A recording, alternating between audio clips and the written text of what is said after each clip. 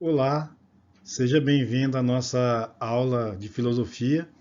Nós estamos aqui com a temática Kant e o Iluminismo e nós vamos abordar nesse primeiro momento a vida e a obra de Kant.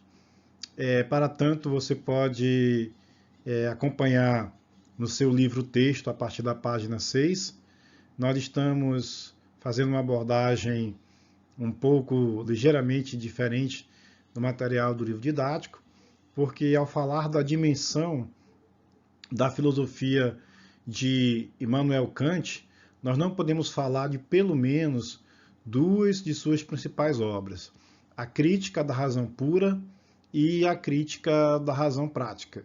Não é? E para tanto, nós faremos uso do gráfico que está posicionado logo à esquerda do nosso vídeo. Não é? As datas de Immanuel Kant são nascimento em 1724 e morte em 1804. Ele nasceu na cidade de Königsberg, antiga Prússia, portanto, a Alemanha. Né? Então, eu havia mencionado para vocês em sala de aula que a partir de Kant, a filosofia contemporânea ela seria marcada por um impacto muito forte da filosofia alemã, porque a partir de Kant nós temos o nascimento do idealismo alemão, então nós vamos ter o surgimento de vários filósofos de grande impacto, como Kant, como Hegel, como Karl Marx e tantos outros aí que se tornaram importantes aí nessa fase do desenvolvimento da filosofia e também da propagação do idealismo alemão. Não é? Muito bem. O Kant é um filósofo que viveu a sua vida inteira na cidade de Königsberg. Hoje essa cidade é uma cidade russa, não é? É um pequeno enclave rebatizado pelos russos de Kaliningrado, mas que tem uma descontinuidade territorial com o território da Rússia, né? Porque era uma cidade alemã e foi uma cidade tomada pelos russos na Segunda Guerra Mundial e não devolvida à Alemanha no pós-guerra. Né? Então, o filósofo Kant é um filósofo que durante muitos anos se tornou um professor e reitor de uma escola de ensino médio em Königsberg e tornou-se catedrático de lógica na Universidade de Königsberg quando a cadeira de lógica tornou-se disponível, não é? Vencendo um concurso literário. Então, o que Immanuel Kant vai propor, em linhas gerais, na sua obra A Crítica da Razão Pura, que foi publicada em 1781. Em linhas gerais, a Crítica da Razão Pura propõe a noção de categorias no entendimento, que o Kant vai chamar de estruturas fundamentais. Essas categorias, elas na mente, são estruturas da mente que fazem inteligíveis os dados dos sentidos. Não é? Então, nessa obra, Kant assevera a crítica dos empiristas ao racionalismo, enfatizando que não existem ideias inatas, mas o que há de inato na mente não são as ideias, mas sim as categorias da mente. E como exemplo dessas categorias, Kant falava sobre tempo, espaço, casualidade, existência, substância. Então essas estruturas da mente dão sentido à multidão caótica de sensações que os sentidos nos comunicam. Não é? E só quando então a mente as ordena dentro das categorias é que vem a ser experiências inteligíveis.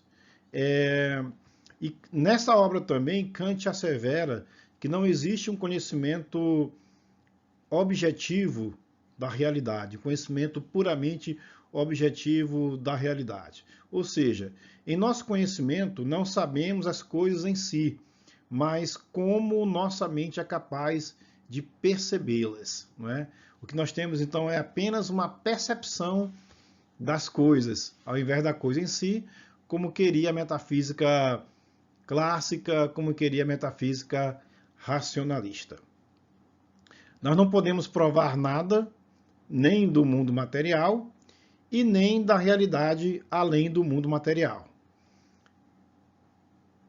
Então, observe aqui que Kant está falando a respeito, nesta obra, dos limites da razão, até onde eu posso alcançar o conhecimento, ou até onde eu posso produzir o conhecimento apenas nos limites da razão. Por isso que o nome da obra é Crítica da Razão Prática.